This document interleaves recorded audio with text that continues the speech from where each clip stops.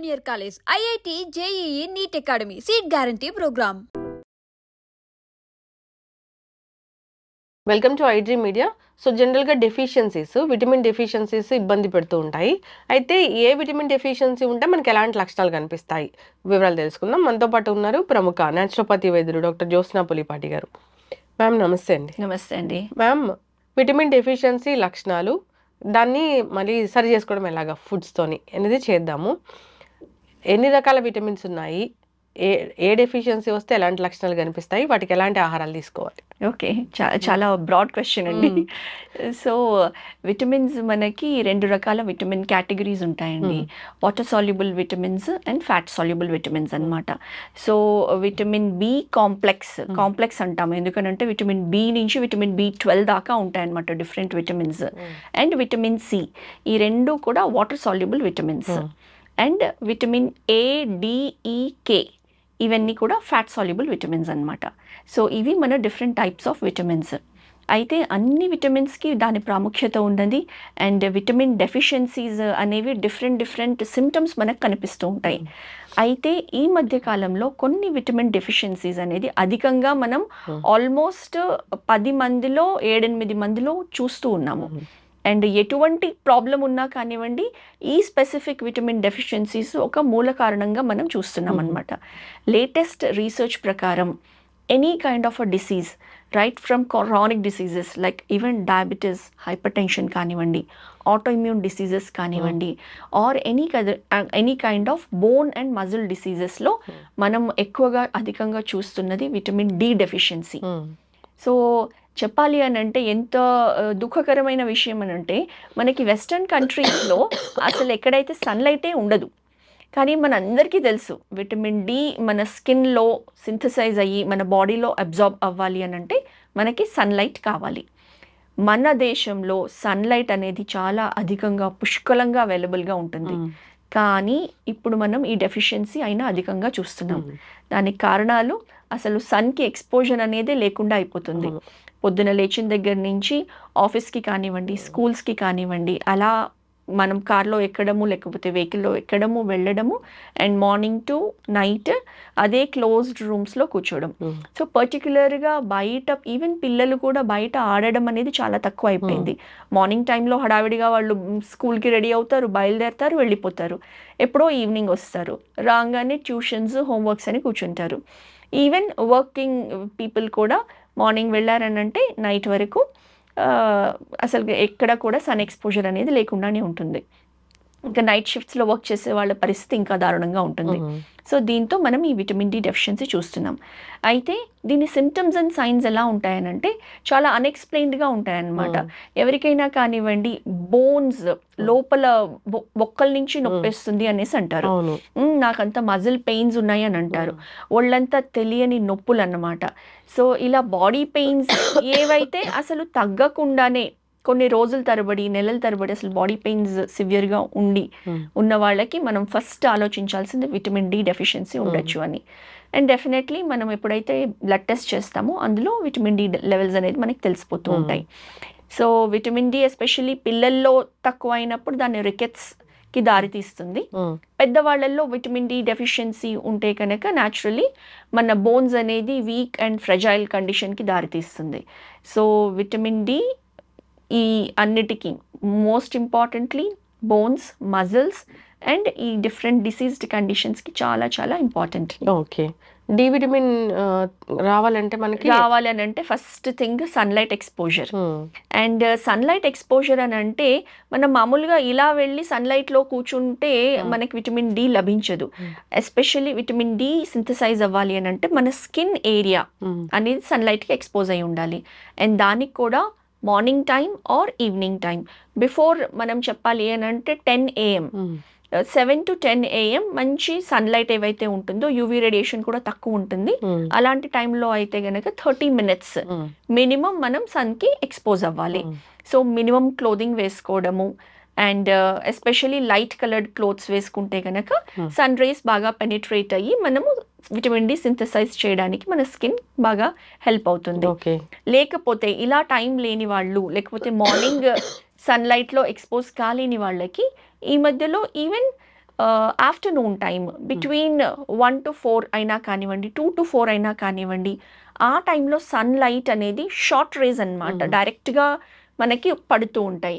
So even 15 minutes exposure sufficient అనమాట. Okay. So afternoon టైంలో ఒక 10 to 15 minutes ఎక్స్పోజ్ అయినా కానివ్వండి, మన బాడీకి కావాల్సిన విటమిన్ డి అనేది సన్లైట్ ద్వారా సింథసైజ్ అవుతుంది. And foods, so vitamin D rich foods, vitamin D rich foods చెప్పాలి అంటే కొన్ని లిమిటెడ్గానే ఉన్నాయి. ఫర్ ఎగ్జాంపుల్ మష్రూమ్స్లో విటమిన్ డి అధికంగా ఉంటుంది. అట్ ద సేమ్ టైం మష్రూమ్స్ని మనం తెచ్చుకున్న తర్వాత వాటిని కొంచెం సేపు ఉప్పు నీళ్ళల్లో కడిగేసి జస్ట్ ప్లేట్లో ఆరబెట్టి మనం సన్లైట్లో పెట్టామనుకోండి ఒక 15 minutes, వాటికి సన్లైట్ని అబ్జార్బ్ చేసుకునే ప్రాపర్టీ ఉంటుందన్నమాట. అండ్ అది తెచ్చుకొని మనం కుక్ చేసుకుంటే మనకు అందులో కూడా విటమిన్ డి లభిస్తుంది. ప్లస్ సమ్ ఫార్టిఫైడ్ ఫుడ్స్, కొన్ని మిల్క్స్ కానివ్వండి లేకపోతే జ్యూసెస్ కానివ్వండి, ఈ మధ్య వాటిని ఫార్టిఫై చేస్తున్నారు విటమిన్ డితో. ప్లస్ వీటన్నిటితో పాటు even green leafy vegetable and certain kind of fishes అన్నమాట, వాటిలో కూడా విటమిన్ డి అధికంగా ఉంటుంది. ఓకే. B12 డెఫిషియన్సీ ఉంటే? B12 డెఫిషియన్సీ ఉన్న వాళ్ళకి సిమ్టమ్స్ వచ్చేసి మెయిన్గా మౌత్ అల్సర్స్ రావడము, తర్వాత B12 అనేది మన బాడీలో రక్తం కణాలు ఆర్బీసీస్ని ప్రొడ్యూస్ చేయడానికి చాలా ఇంపార్టెంట్. సో రక్త కణాలు తక్కువైపోతాయి, హిమోగ్లోబిన్ లెవెల్స్ తగ్గుతాయి అన్నమాట. సో B12 డెఫిషియన్సీ ఎనీమియా అనేది వస్తుంది. సో ఎప్పుడైతే వాళ్ళకి ఈ ఎనిమిక్ కండిషన్లో ఉంటారో బ్రెయిన్కి ఆక్సిజన్ అనేది తక్కువైపోతుంది, బికాజ్ ఆర్బీసీస్ తక్కువ ఉంటాయి. అలాంటి కండిషన్లో మెంటల్ ఫాగింగ్ కానివ్వండి, బ్రెయిన్ ఫాగింగ్ అంటాము, తర్వాత memory loss, temporary memory loss లాగా ఉండడము, తర్వాత టింగ్లింగ్ అండ్ నమ్నెస్ ఉంటుంది, మొహం అంతా బాడీ అంతా కూడా పాలిపోయినట్లు ఉంటుంది రక్తహీనతతో.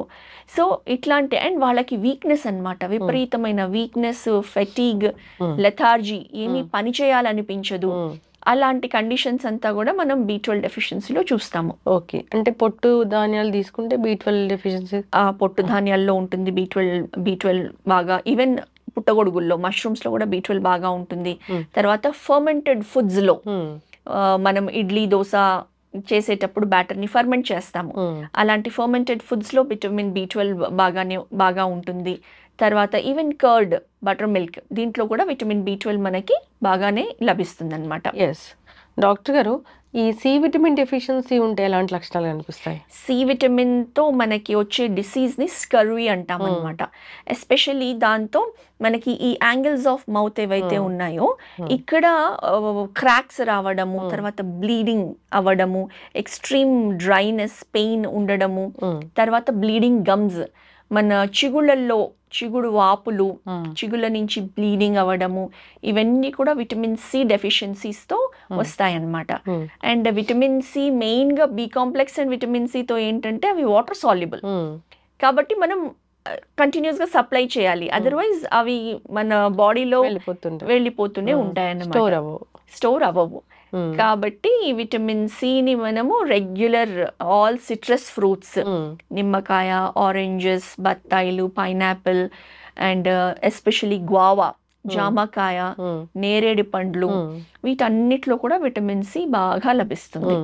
సో అవి మన డైలీ ఫుడ్స్లో ఇన్కార్పొరేట్ చేసుకోవడానికి చూడాల్సి ఉంటుంది అనమాట. నెక్స్ట్ వచ్చేసి విటమిన్ సి రిచ్ ఫుడ్స్లో మనకి ఉసిరికాయలు, సిట్రస్ ఫ్రూట్సే, కాకపోతే స్పెసిఫిక్గా ఉసిరికాయలు మనకి సీజన్లో వచ్చినప్పుడే వాటిని స్టోర్ చేసి పెట్టుకొని ఐదర్ మురబ్బా ఫామ్లో మనం జెల్ లాగా ప్రిపేర్ చేసి షుగర్ అండ్ స్వీట్ సిరప్లో వేసి పెడతాము ఉసిరికాయలు, అది కానివ్వండి, లేకపోతే పచ్చడి కూడా పట్టుకుంటాము, నిలవ పచ్చడి. సో అలా పెట్టుకున్న మనము రోజుకొక హాఫ్ కాయను, చిన్నదైతే ఒక 1 full కాయ పెట్టుకొని ఉసిరికాయ తినడం కూడా రిచ్ ఇన్ వైటమిన్ సి మనకి దొరుకుతుంది అనమాట. సో ఇవి main sources of vitamin C అని చెప్పాలండి. ఓకే. సో విటమిన్ ఈ వచ్చేసి vitamin E very good for the skin అన్నమాట. అండ్ ఐస్ కూడా, ఐస్కి మెయిన్గా విటమిన్ ఏ చాలా ఇట్ ఈస్ వెరీ గుడ్ అనమాట. ఇవి ఎస్పెషల్లీ మనకి కొన్ని fish sources, cod liver oil అంటాము, మనకి సప్లిమెంట్స్లో కూడా దొరుకుతూ ఉంటాయి జెల్ ఫామ్స్లో. And vitamin E and A ఆకుకూరల్లో చాలా బాగా దొరుకుతాయి. ప్లస్ మన నట్స్, ఎస్పెషల్లీ సీడ్స్ ఉన్నాయి కదండి, pumpkin seeds, sunflower seeds, chia seeds, water melon seeds, వీటిల్లో ఈ విటమిన్స్ అధికంగా దొరుకుతాయి. ఓకే, నట్స్ అండ్ సీడ్స్ లో అన్నమాట. విటమిన్ కే కోసం ఏం చేయాలి? విటమిన్ కే పాలకూరలో విటమిన్ కే బాగా అధికంగా దొరుకుతుంది. కాకపోతే ఏంటంటే విటమిన్ కే ఆర్ పాలకూర తీసుకోకుండా ఉండాల్సిన వాళ్ళు ఎవరైతే బ్లడ్ థిన్నర్స్ పైన ఉన్నారో అలాంటి వాళ్ళు కొంచెం జాగ్రత్తగా తీసుకోవాలి. అధికంగా అవి తీసుకోకుండా ఉండాలి. బికాస్ ఆల్రెడీ వాళ్ళు బ్లడ్ థిన్నర్స్ పైన ఉన్నారు. అండ్ అలాంటప్పుడు ఇది క్లాట్ చేయడానికి హెల్ప్ చేస్తుంది కాబట్టి అది చూసుకొని అవాయిడ్ చేయాల్సి ఉంటుంది అనమాట. Okay. So and vitamin K sources వచ్చేసి ఫ్రెష్ ఫ్రూట్స్, లైక్ మనకి బెర్రీస్ లో కూడా విటమిన్ కే చాలా బాగా అధికంగా లభిస్తుంది.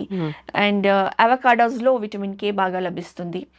సో ఈ good sources of vitamin K in combination with other vitamins మనకి లభిస్తున్నాయండి. ఓకే మ్యామ్, చాలా చక్కగా చెప్పారు. డెఫిషియన్సీ వస్తే ఎలా ఉంటుంది, దాన్ని ఎట్లా సరి చేసుకోవాలి ఫుడ్స్ ద్వారా అనేది, ఇంకా చాలా దీన్ని ఎలాబరేట్గా చేద్దాము, సిరీస్ కంటిన్యూ చేద్దాము మ్యామ్. రకరకాల ఫుడ్స్, విటమిన్ సోర్సెస్ గురించి చక్కటి ఇన్ఫర్మేషన్. ధన్యవాదాలు. నమస్తే అండి. Sir, one life lesson what medicine has taught you. Whatever you can do without expecting. But I really believe మన పాజిటివ్ యాటిట్యూడ్ ఉంటేనే మనం ఏదైనా సాధించగలం. గట్ని మనం కరెక్ట్గా డీల్ చేసినట్లయితే అది మనకి పాజిటివ్ హార్మోన్స్ని రిలీజ్ చేస్తుంది. షుగర్ వచ్చిన వాళ్ళ పరిస్థితి ఏంటి? పొట్ట దగ్గర పెరిగితే దాన్ని ఆండ్రాయిడ్ అంటారు, ఆండ్రాయిడ్ ఫోన్ కదా. అసలు థాట్స్ ఎందుకు వస్తాయి? బ్రెయిన్ డెడ్ అంటే దానికి ప్రపంచం అంతా కూడా కొన్ని నిర్దిష్టమైనటువంటి లక్షణాలు ఉంటాయి. మానసికంగా ధైర్యంగా ఉంటే క్యాన్సర్ జయించవచ్చు. You are a doctor for a cause sir, అంతే. వాళ్ళకి వచ్చిన ఆదాయం కాకుండా ఫ్రీ సర్వీస్ ఎంతమందికో చేస్తుంది.